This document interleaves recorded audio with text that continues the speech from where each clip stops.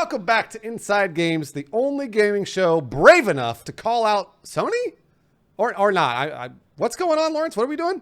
Well, we got drama. That's what we're doing. I love that we're brave every week now, by the way. Yeah, we should get a parade any day now. Inside Games viewers, I'm sure, are putting it together right now.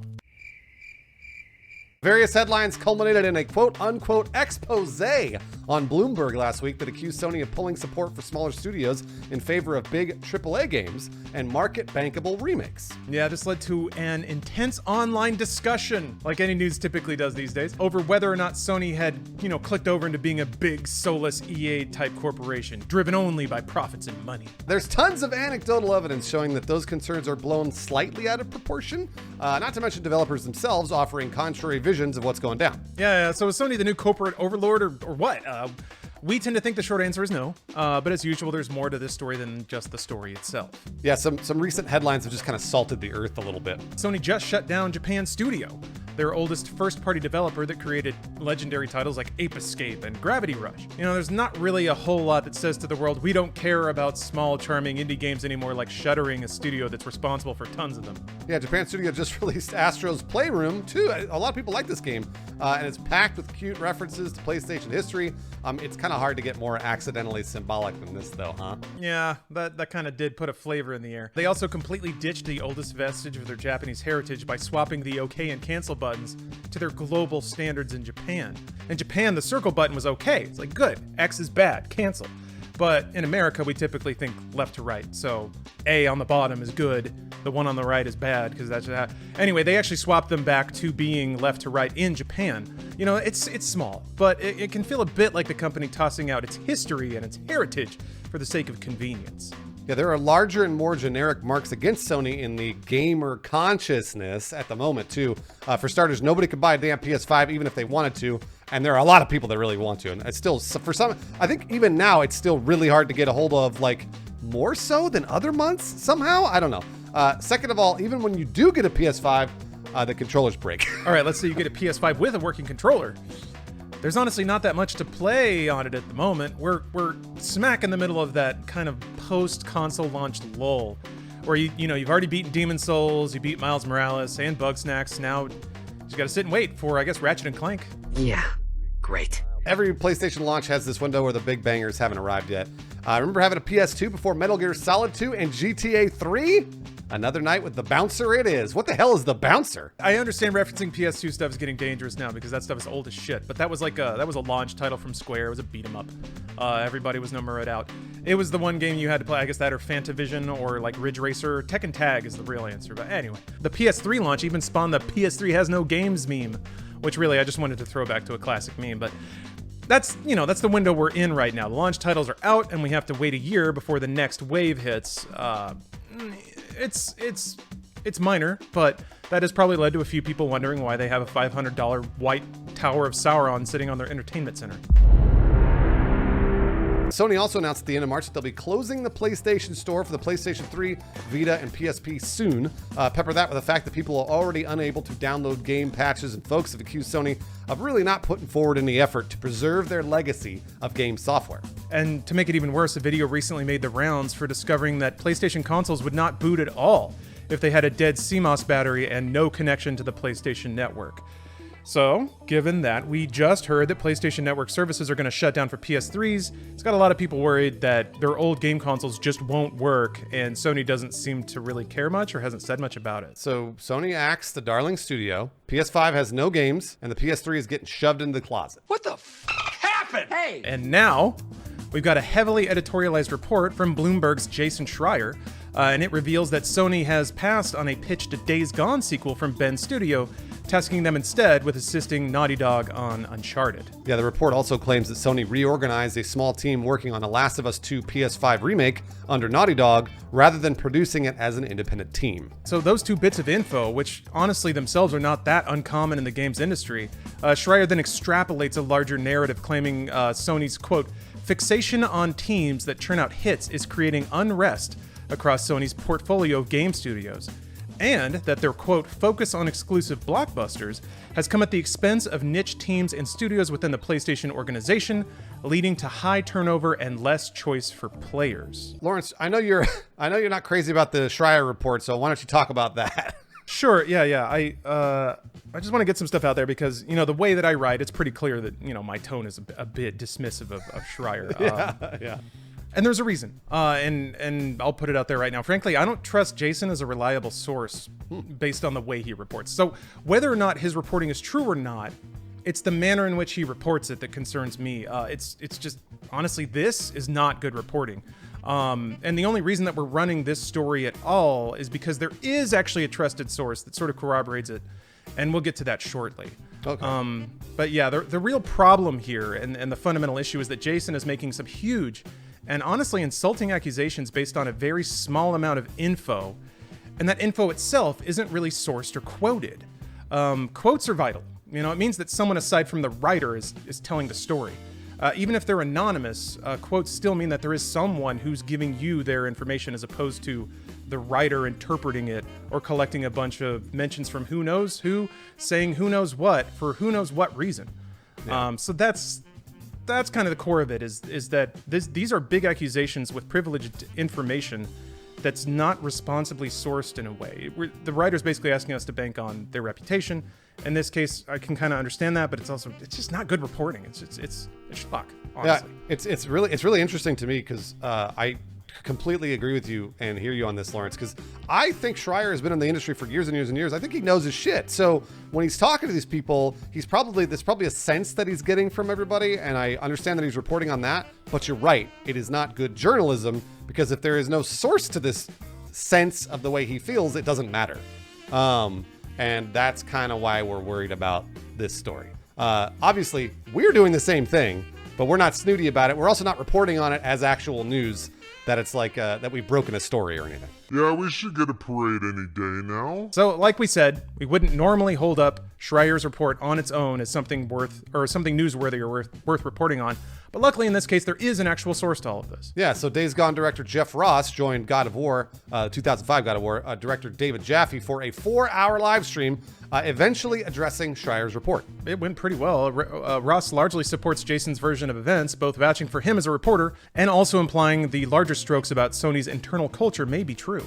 You guys should still qualify it, leave room for other interpretations of things, but I think that where there's smoke, there's fire. Ross also seemed to diplomatically agree with Jaffe in suggesting that even if the report is 100% accurate, that it's not necessarily uncommon in any game development situation. I think that Jason's story is accurate. Maybe the severity of things could be, is the variable element there, but I believe him, but I also believe that it's not necessarily a terrible state of the industry. Gotcha. Okay. There were some other informative bits to fall out of that interview, specifically referring to Days Gone 2. Ross does confirm that he worked on a pitch for the game, but couldn't confirm due to signed NDAs if the project was greenlit or not. He also claimed that his departure from Ben's studio last December, quote, had nothing to do with the status of the sequel. Yeah, Schreier then took to the Reset Era forums to defensively check some claims from the interview that he hadn't watched. Drama Llama's gonna drama. Ultimately, in this case, it does sound like Jason's reporting is true, but it, for me at least, it's so packed with subjective and incendiary statements that it starts to bleed over into editorializing, which is to say Jason creating a narrative himself versus the people in that situation telling you their experience directly. Essentially, everyone here is staying in their lane. Jason's being a dramatic rumor monger because it brings eyes to Bloomberg.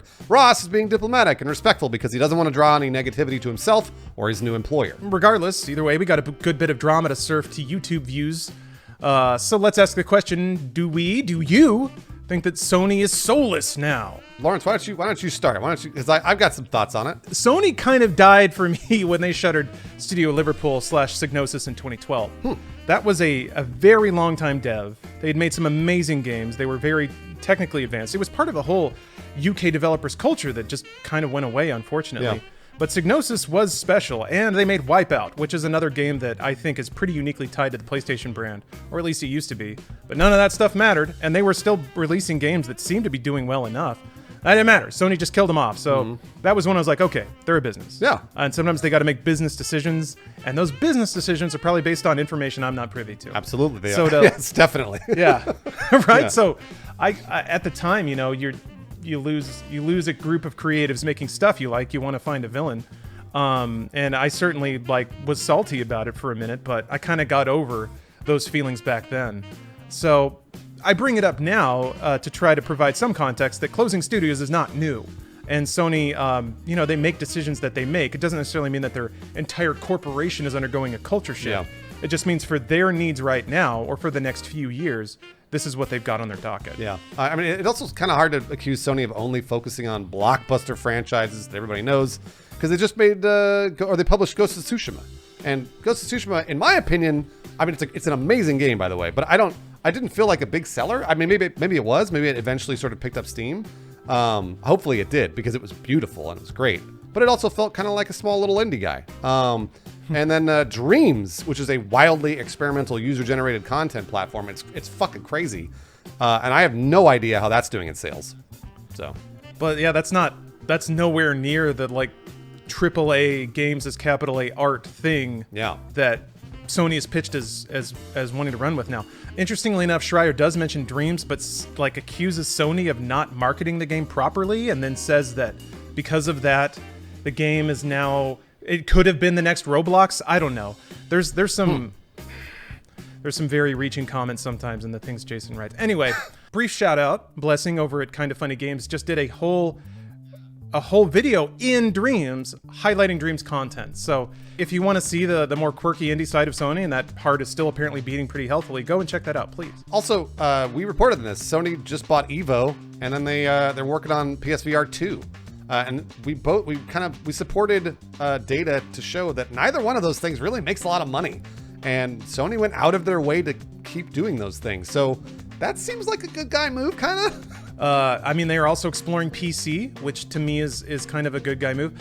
Granted, you could read that as they're trying to extract more money from their big franchises, but I kind of view that more as if you have a AA type game, it makes more sense to greenlight it if you have more platforms to sell it on.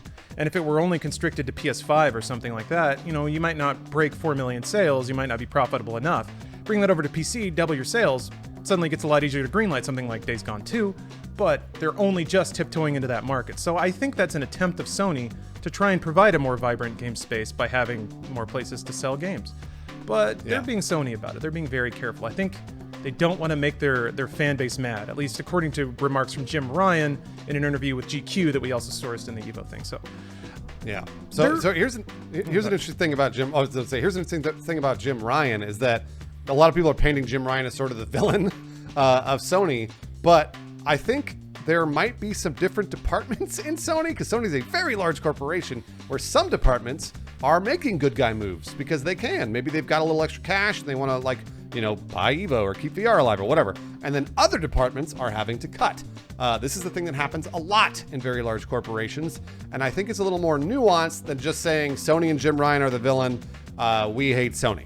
Yeah, I mean, I think you've honestly hit on the core of it, which is not a fun conclusion to come to, but Sony is not one thing. It's a group of people working together to make something. And within that group of people, you have the shot callers, you have the strategists, and they're the one who set the tempo. And then multiple layers down with who knows how many levels of communication abstracted.